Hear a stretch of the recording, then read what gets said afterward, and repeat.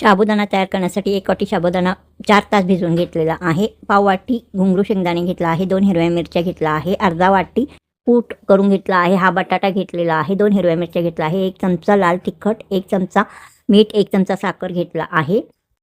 कढईमध्ये तेल गरम करून चिरलेल्या हिरव्या मिरच्या घालायचा, परतायचा. घुंगरू शेंगदाणे पाव वाटी घालायचा.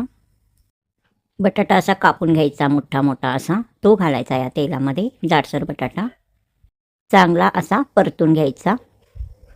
1 वाटी साबुदाणा 4 तास भिजवून घ्यायचा. वरचा पाणी काढून चांगला 4 तास भिजवायचा. हा भिजलेला आहे चांगला. हा बघा.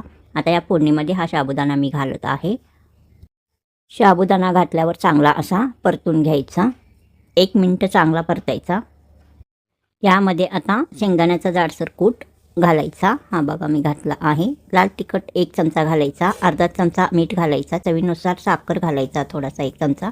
हा ओला खोबरा किसून घेतला आहे तो पण यामध्ये घालायचा. चांगला असा परतून घ्यायचा. चांगला व्यवस्थित असा परतायचा.